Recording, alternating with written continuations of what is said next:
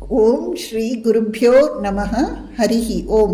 ಸ್ವಾಮೀಜಿ ಹೇಳ್ತಾರೆ, ಶ್ರೀಕೃಷ್ಣ ಭಗವದ್ಗೀತೆಯಲ್ಲಿ ಹೇಳ್ತಾನೆ, ಕರ್ಮ ಮಾಡು ಕರ್ಮ ಮಾಡು ಕರ್ಮ ಮಾಡು.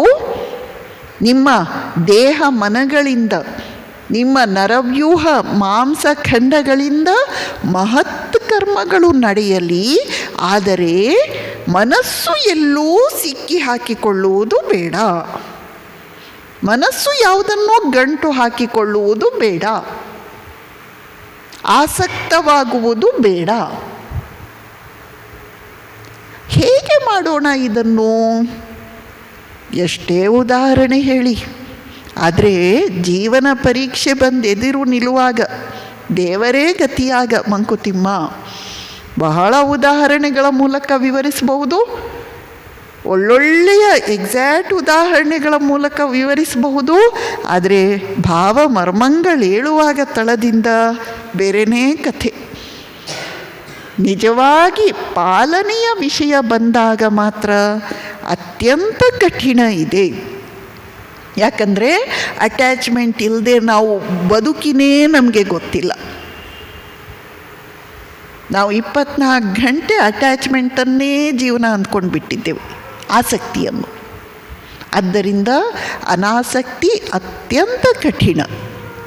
ಹೇಗಂತೆ ಶ್ರೀರಾಮಕೃಷ್ಣರು ಉದಾಹರಣೆ ಕೊಡ್ತಾರೆ. ಶ್ರೀಮಂತರ ಮನೆಯ ದಾಸಿ, ಅವಳ ಮನೆ ಹಳ್ಳಿಯಲ್ಲಿರುತ್ತೆ.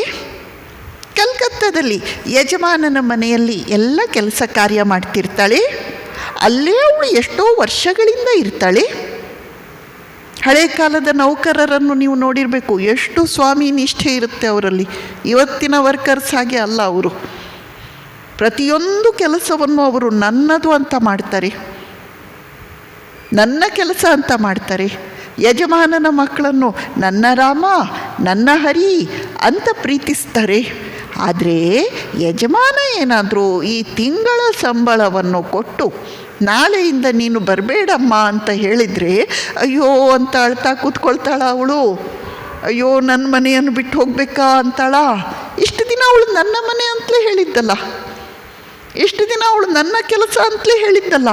ಅಯ್ಯೋ ನನ್ನ ಕೆಲಸ ಇದನ್ನೆಲ್ಲ ಬಿಟ್ಟು ಹೋಗಬೇಕಾ, ನನ್ನ ರಾಮನನ್ನು ಬಿಟ್ಟು ಹೋಗಬೇಕಾ, ನನ್ನ ಹರಿಯನ್ನು ಬಿಟ್ಟು ಹೋಗಬೇಕಾ ಅಂತ ಅಳ್ತಾಳ? ಇಲ್ಲವೇ ಇಲ್ಲ. ಅವಳು ನಿಶ್ಚಿಂತೆಯಿಂದ ಹೋಗ್ತಾಳೆ. ಹೇಗೂ ಸಂಬಳ ಸಿಕ್ಕಿದೆ ಅಲ್ಲ, ಹೋಗ್ತಾಳೆ ಅವಳು. ಯಾಕೆ? ಅವಳು ಉದ್ದಕ್ಕೂ ನನ್ನ ಮನೆ ನನ್ನ ಕೆಲಸ ನನ್ನ ಮಕ್ಕಳು ಅಂತ ಹೇಳಿದರೂ ಕೂಡ ಅವಳ ಒಳಗೆ ಚೆನ್ನಾಗಿ ಗೊತ್ತಿತ್ತು, ನನ್ನ ಮನೆ ಹಳ್ಳಿಯಲ್ಲಿದೆ, ನನ್ನ ಮಕ್ಕಳು ಹಳ್ಳಿಯಲ್ಲಿದ್ದಾರೆ, ಇದ್ಯಾವುದು ನನ್ನದಲ್ಲ. ಹಾಗೆ ನಮಗೆ ಯಾವಾಗ ಗೊತ್ತಾಗೋದು? ಹಾಗೆ ನಮಗೆ ಈ ಜಗತ್ತು ಅಲ್ಲಿದೆ, ನಮ್ಮನೆ ಇಲ್ಲಿ ಬಂದೆ ಅಂತ ಯಾವಾಗ ಗೊತ್ತಾಗೋದು? ಗೊತ್ತಾಯ್ತಂದರೆ ಅನಾಸಕ್ತಿ ಬರುತ್ತಂತೆ. ವಸತಿಕಾರನು ವಸತಿ ಕಂಡಂತೆ, ಹೊತ್ತಾರೆದ್ದು ಹೊರಟು ಹೋದಂತೆ. ಹಳೆ ಕಾಲದಲ್ಲಿ ವ್ಯಾಪಾರಿಗಳು ಊರಿಂದೂರಿಗೆ ಸಂಚಾರ ಮಾಡ್ತಿದ್ರು. ರಾತ್ರಿ ಆದ ಕೂಡಲೇ ಅವರು ಒಂದು ಕಡೆ ಬಿಡಾರ ಹೂಡ್ತಾರೆ. ಆಗೆಲ್ಲ ಧರ್ಮಛತ್ರಗಳು ಇದ್ದವಲ್ಲ, ಅಲ್ಲಿ ಬಿಡಾರ ಹೂಡ್ತಾರೆ, ಅಲ್ಲಿ ಉಳ್ಕೊಳ್ತಾರೆ. ಬೆಳಿಗ್ಗೆ ಆಯಿತು, ಆ ಊರಲ್ಲಿ ಅವರು ಎಷ್ಟು ಚೆನ್ನಾಗಿ ಸಾಧ್ಯನೋ ಅಷ್ಟೆಲ್ಲ ವ್ಯಾಪಾರ ಮಾಡ್ತಾರೆ, ಲಾಭ ನಷ್ಟ ಚರ್ಚೆ ಮಾಡ್ತಾರೆ, ಸಂಪಾದನೆ ಮಾಡ್ತಾರೆ. ಅಲ್ಲಿಗೆ ಮುಗೀತು.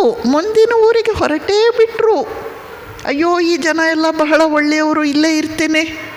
ಅಯ್ಯೋ ಈ ಧರ್ಮಛತ್ರ ಇಷ್ಟು ಚೆನ್ನಾಗಿದೆ, ಇದನ್ನು ಬಿಟ್ಟು ಹೋಗಬೇಕಾ? ಈ ಊರಲ್ಲಿ ಇಷ್ಟು ಲಾಭ ಆಗಿರುವಾಗ ಯಾಕೆ ಬಿಟ್ಟು ಹೋಗೋಣ? ಇಲ್ಲವೇ ಇಲ್ಲ. ನಡೀರಿ, ಆಯಿತು, ಮುಗೀತು. ಹಾಗೆ ನಾವಿರಬೇಕಂತೆ. ಅದು ಅನಾಸಕ್ತಿ ಅಂತೆ, ಅದು ಅನಾಸಕ್ತಿ ಅಂತೆ. ನಮಸ್ಕಾರ.